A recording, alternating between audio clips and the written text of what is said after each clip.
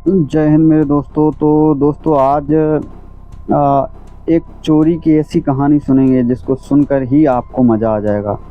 तो सबसे पहले बिना देर किए हुए सबसे पहले अपन शम्स सर की ज़ुबानी में एक बहुत ही एकदम, अब आप सुनिए फिर इसके बाद अपन डिस्कस करेंगे। तो आदाब, नमस्कार, गुड इवनिंग, सत श्री अकाल। एक बार फिर आप तमाम लोगों का स्वागत है क्राइम तक की कहानी के इस एपिसोड में। उम्मीद है पूरी फैमिली अच्छी होगी, अपना ख्याल रख रही होगी। आज की कहानी एक ऐसी बैंक रॉबरी की कहानी है जिसमें चोरों ने यह नहीं सोचा था कि चोरी करेंगे कैसे। ये तो उनकी प्लानिंग का शुरुआती हिस्सा था। उन्होंने अपना ज़्यादातर वक्त और दिमाग ये लगाया कि इस चोरी के बाद जो बैंक से पैसे लूटे जाएंगे उन पैसों को कब, कैसे, कितने वक्त बाद, कहाँ कहाँ खर्च करना है, ये सोचना है। क्योंकि उन्हें डर था कि अगर बैंक रॉबरी के बाद उन्होंने पैसों को यूँ लापरवाही अंदाज में, लापरवाह तरीके से इधर उधर खर्च करना शुरू किया तो फिर बहुत जल्दी पकड़े जाएंगे।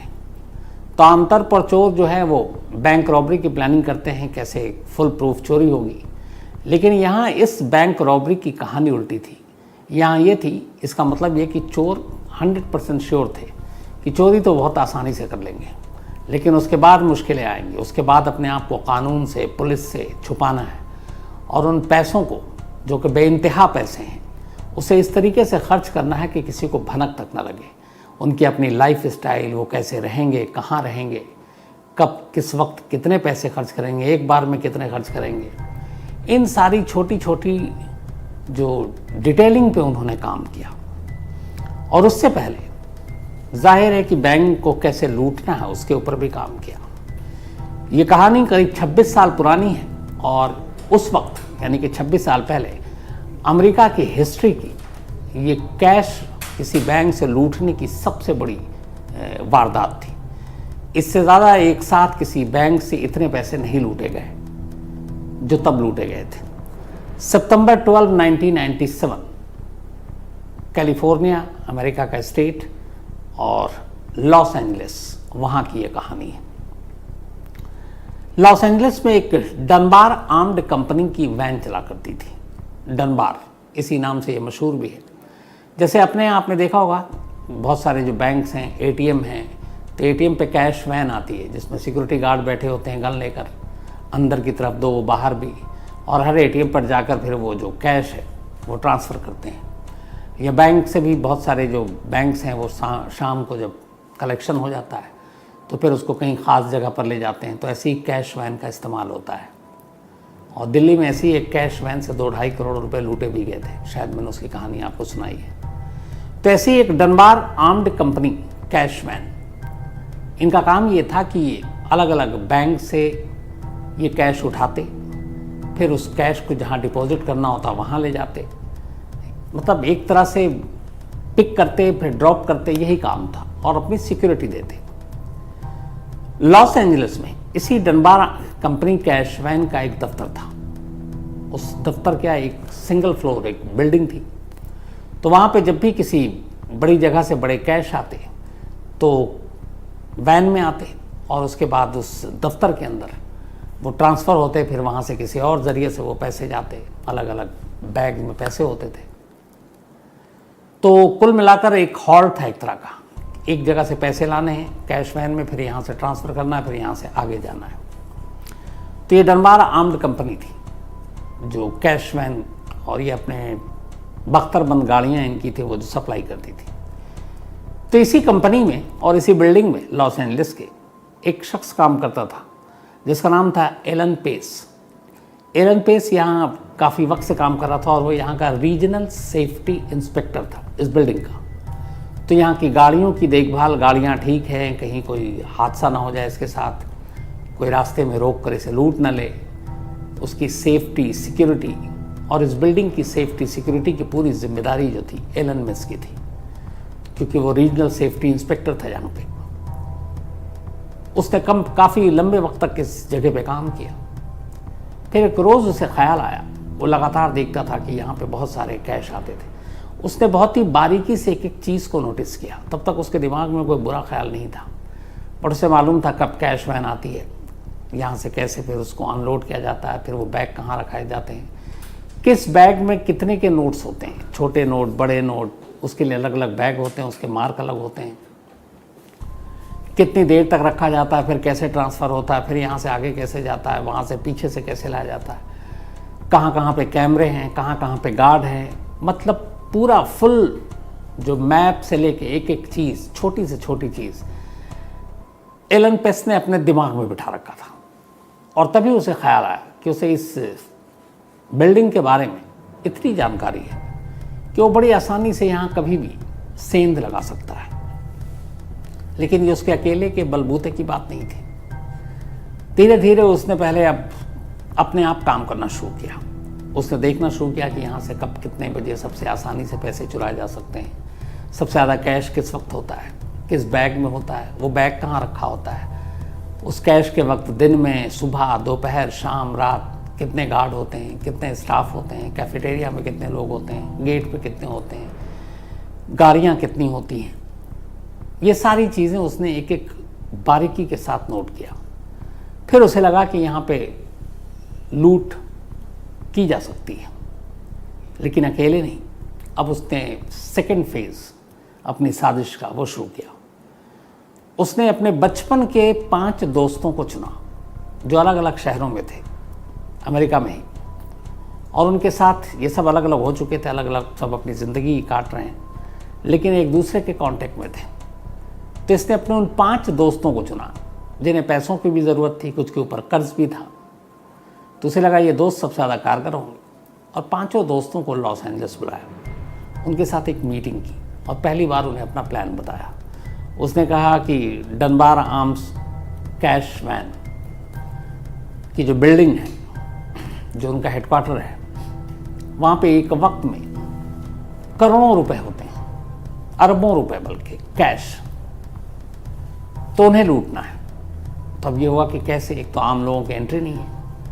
तो उसने कहा कि पहला यही है कि तुम 5 को वहाँ पे नौकरी पर रखो। चूँकि ये रीजनल सेफ्टी इंस्पेक्टर था तो ठीक ठाक पोस्ट, तो उसने कहा मैं तुम्हारे लिए जगह बनाऊंगा। फिर धीरे धीरे करके उसने एक साथ नहीं, अलग अलग 5 दोस्तों को उसी बिल्डिंग में नौकरी पर रखवा दिया। अब वो 5 और एलन पेस 6 अब ये एक साथ उस जगह पे काम करने लगे। अब इसके बाद धीरे धीरे इन्होंने सारी चीज़ें, सारी रैकी की, हर फ्लोर के ब्लूप्रिंट्स, कैमरा कहाँ पर इंस्टॉल है, कहाँ क्या है, कितने गार्ड हैं, 5 को एक एक चीज़ बताना शुरू किया। धीरे धीरे अब 5 भी सारी चीज़ें जान गए।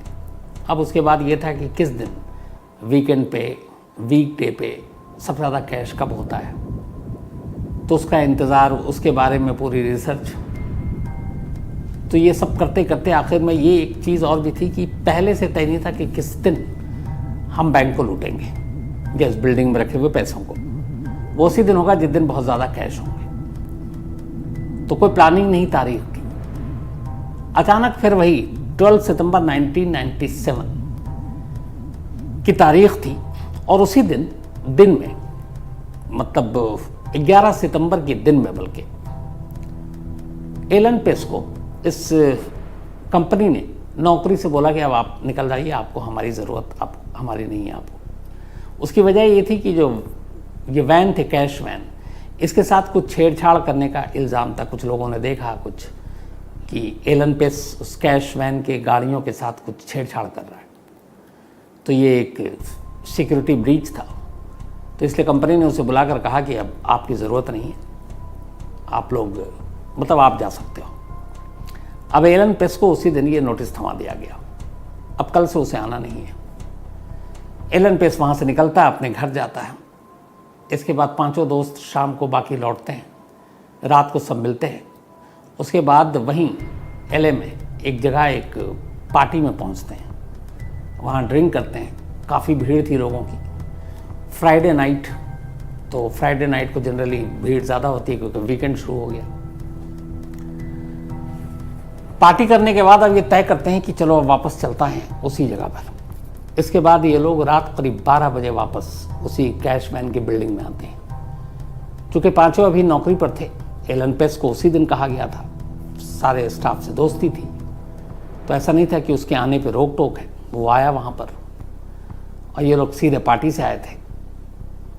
टाइमिंग ऐसा चुना कि एक शिफ्ट ख़त्म हो और दूसरा शिफ्ट वाले गार्ड अब वहाँ पर आए। तो करीब 1 बजे गार्ड चेंज होते थे। ये लोग 12 बजे पहुँचे। वहाँ पहुँचने के बाद ज़्यादातर गार्ड कैफेटेरिया में थे, खाना खा रहे थे। ये अपने साथ टेप वेप लेकर गए थे, गन लेकर गए, वॉकी टॉकी लेकर गए उस ज़माने में कि आपस में एक दूसरे को कांटेक्ट करेंगे। और तमाम गार्ड को वहाँ डक टेप से उनके हाथ मुंह सब बंद कर दिए, गन पॉइंट पर उनको एक तरफ कर दिया। और फिर एलन पेस को पता था कि बड़े नोट्स किस बैग में होते हैं, छोटे नोट्स किस बैग में होते हैं। उसके बाद इन्होंने अलग अलग सारे बैग, वहीं बाहर एक ट्रक जो इनकी कैश वैन होती है, तो एक ट्रक खड़ा था, उसमें एक एक करके वो बैग डालते हैं। चूँकि उन सारी गाड़ियों के बारे में एलन पेस को पहले से जानकारी थी, वहाँ काम कर चुका था। आधा घंटा लगता है इनको।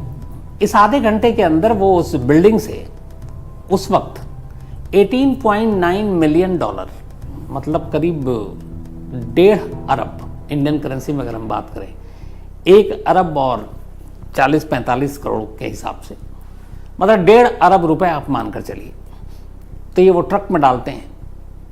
और जाने से पहले एलन को पता था कि यहाँ कहाँ कहाँ सीसीटीवी कैमरे, वो सारे कैमरे को डिस्ट्रॉय करता है, उसके हार्ड डिस्क को निकालता है, क्योंकि उसे ये भी पता था, क्योंकि रीजनल सेफ्टी इंस्पेक्टर था, और अपने साथ ले जाता। एक भी प्रूफ वहाँ पर नहीं छोड़ता है। सब मास्क में थे तो कोई पहचान भी नहीं पाया।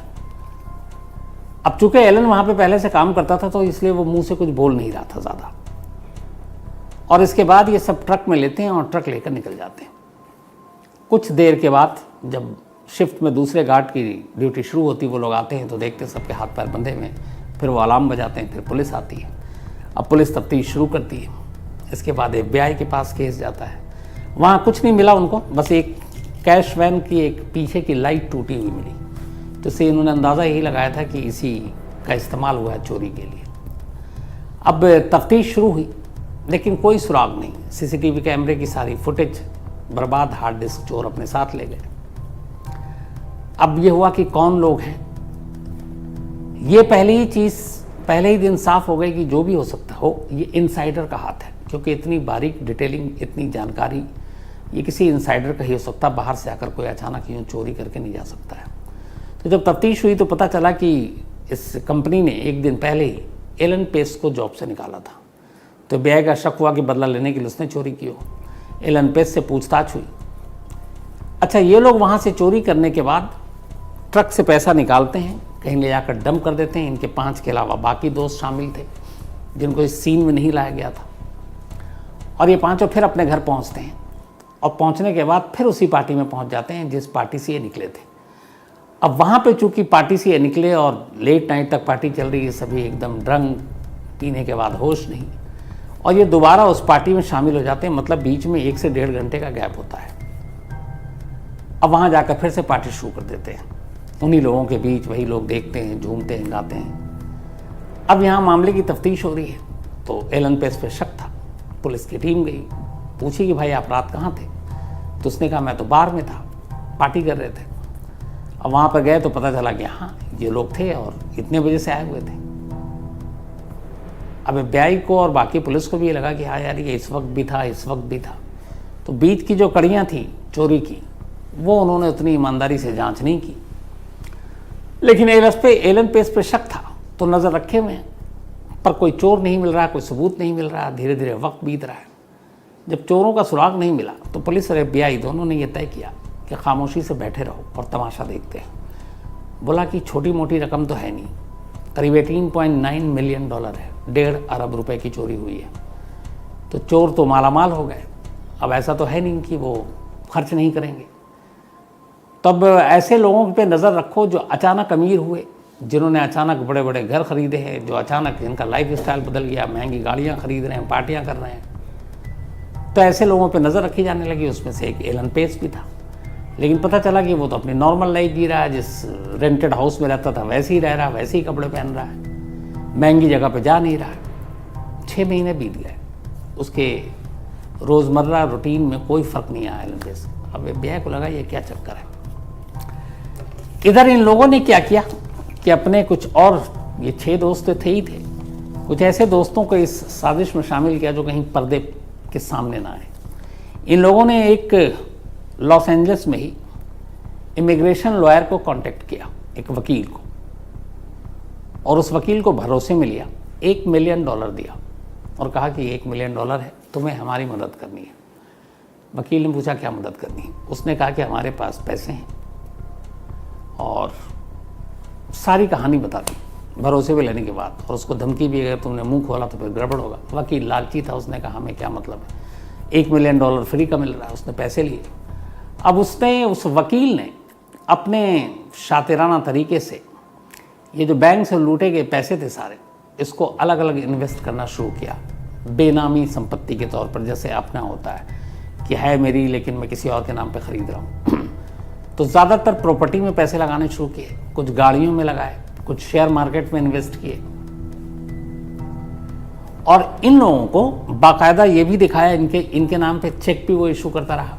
फिर ये भी दिखाया कि ये इनके यहाँ अलग अलग कुछ काम करता है, उसकी सैलरी भी इनको दे रहे हैं। तो सब वाइट होता गया, और ये भी है कि सारा पुख्ता सबूत है कि ये लोग कोई गलत काम नहीं कर रहे हैं, क्योंकि इस वकील ने सारे पेपर इन लोगों के एकदम जेन्युइन तैयार कर दिए थे। सब कुछ चल रहा था। 2 साल बीत गए। 2 साल में इन लोगों ने खूब ऐश किए, और इनके कुछ बर्ताव में चेंज नहीं आया। FBI तलाश करती रही, कोई सुराग नहीं मिला। 2 साल बाद एलन पेस के इन 5 साथियों में से एक की एक छोटी सी गलती ने भांडा फोड़ दिया। हुआ यूं कि पूरी प्लानिंग थी कि पैसे खर्च कैसे करने हैं, इस पे ज़्यादा ध्यान देना है। तो ये लोग वकील के थ्रू और बेनामी दूसरों के, रिश्तेदारों के, दोस्तों के नाम पे प्रॉपर्टी ले रहे थे। ऐसे ही एक दोस्त के जरिए इन 5 ने अपने एक दूसरे दोस्त के जरिए एक प्रॉपर्टी खरीदी 2 साल बाद। उससे कहा कि ये लो पैसे और तुम जाकर उस प्रॉपर्टी डीलर को दे दो। अब इसने तो एक मुश्त सारे पैसे दे दिए। उस दोस्त ने एक गलती की, और इससे भी गलती हुई कि जब वो उस प्रॉपर्टी डीलर को पैसे दिया, तो बैंक के नोट पे आपने देखा होगा, अगर कोई गड्डी होती है, जो हमारे यहाँ भी है, तो उस पर एक बैंक की स्लिप होती है, कागज़ लिपटी हुई पर्ची होती है, उस पर स्टैम्प भी होता है। जो बैंक से इन्होंने पैसे लूटे थे, करीब $18.9 मिलियन उस वक्त, उसकी हर गड्डी पे ऐसी एक पर्ची लिपटी हुई थी, और उस पर बैंक का स्टैम्प था। जब ये रॉबरी हुई तो अखबारों में खबर भी आई। अच्छा, उस वक्त भी एक ये हुआ कि 18.9 मिलियन चोरी हुई है, ये मीडिया में खबर ना है, क्योंकि इससे साख भी ख़राब होगी कंपनी की और बाकी। तो यही कहा गया था अराउंड 5 मिलियन की ही चोरी हुई है, बाकी सच्चाई बाद में आई थी। तो उस वक्त ये पता था कि ये सीरियल नंबर और कौन कौन से सीरियल नंबर नहीं है, लेकिन हर बैंक पे की गड्डी पे वो स्लिप थी।